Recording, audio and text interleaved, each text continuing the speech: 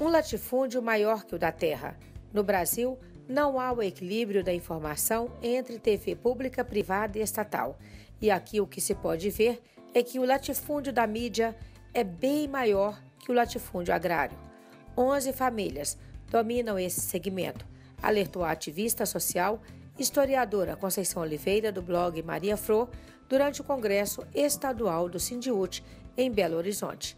Esse é um país onde a gente tem um monopólio, onde 11 famílias dizem pra gente o que deve ser a realidade, como ela deve ser, quando, onde e assim por diante. A gente vai discutir um pouco nesse campo e ver que tipo de estratégias a gente pode fazer para furar um pouco com esse bloqueio. Nós não temos respeitado o que a Constituição diz em relação à comunicação pública, por exemplo, ao espectro que a gente tem da radiodifusão. Então, nós deveríamos ter um equilíbrio entre a TV pública, privada e estatal. E o que a gente tem no Brasil? A gente tem um grande latifúndio. Um latifúndio que ele é muito pior que a terra. A mídia no Brasil é mais concentrada que o latifúndio. Olhem que aqui nós temos um grande latifúndio agrário. A Constituição diz que tem que ter equilíbrio entre os setores público, privado e estatal. Tem que ter respeito aos direitos fundamentais da Constituição brasileira. Significa que a TV não poderia ser racista, ser sexista, ser homofóbica. E ela é tudo isso. Quando ela estigmatiza em suas novelas a população negra, ou os homossexuais, ou as mulheres, né, fazendo do seu corpo mercadoria, ela está estigmatizando mais preconceitos.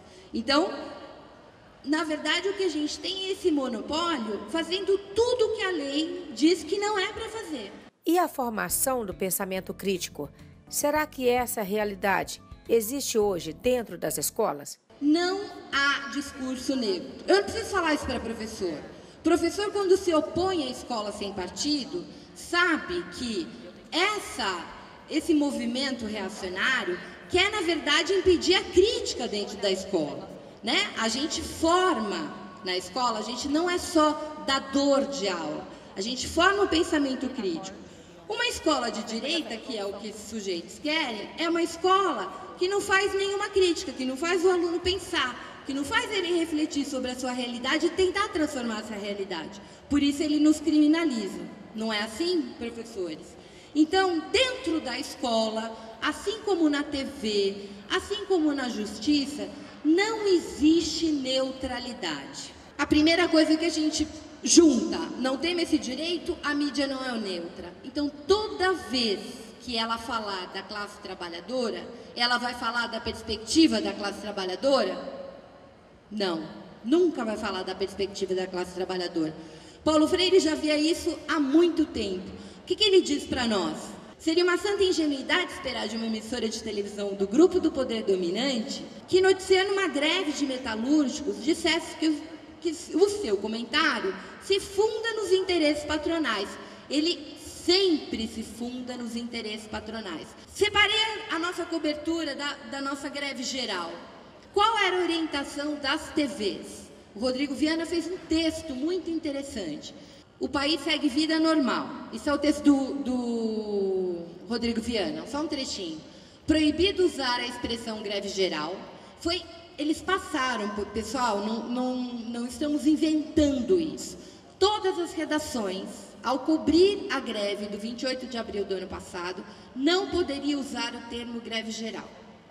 Então, proibiu o termo. Era obrigado a mostrar imagens de pequenos grupos de manifestantes nas ruas vazias, para dar ideia de manifestação de poucos. Como se greve fosse manifestação de massa. Valorizar cenas de confronto, brigas, acrescidas à informação de que a greve foi organizada pelos sindicatos. A ideia é surfar nessa onda conservadora, criminalizadora, que acha que sindicato é lugar de vagabundo. Mas esse monopólio que afeta rádio e TV, será que chega também à internet? Quando a gente vai falar de acesso à internet, o que a gente tem? A gente tem 4 empresas que monopolizam esse acesso. Então, essa grande desigualdade que a gente tem no país, ela também se expressa no acesso à rede. E o acesso à rede, gente, hoje é a inclusão cidadã do sujeito, né? A gente faz absolutamente tudo pela internet hoje. Sem acesso à internet, sem acesso à rede de telefonia celular, ou porque é muito caro, população na parcela mais pobre desse país, que, enfim, no IBGE, D e E, não tem, tipo, 40% não tem condições de pagar o preço, né? Aqueles celulares que a gente brinca que é pai de santo, só recebe ligação, não tem acesso à rede. Mesmo assim, até em grandes centros, você tem lugares que não têm infraestrutura. A cada minuto, são disponibilizadas 72 horas de vídeo no YouTube. A cada segundo, um novo blog é criado. 70% das pessoas consideram a internet indispensáveis para a sua vida. Então, duas coisas importantes aqui para a nossa luta e para a nossa briga de narrativa.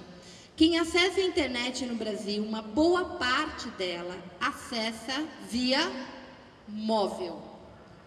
Com esse negocinho aqui. E aí, nós precisamos pensar que a nossa comunicação tem que passar por aqui.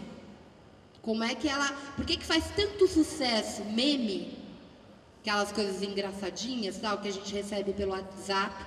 Por que o WhatsApp teve uma importância tão grande na greve dos caminhoneiros? Ele é um espaço, é móvel, é rápido, em muitas operadoras ele é gratuito. Então, lembremos que isso é importante. E por último, nesse quadro aqui, o YouTube. Mesmo que não se veja TV, né, todo mundo aqui que tem filho, quantas horas seu filho fica na frente da internet e o que ele acessa? Nós precisamos falar com a juventude. Nós precisamos disputar essa plataforma. Nós precisamos disputar esta linguagem.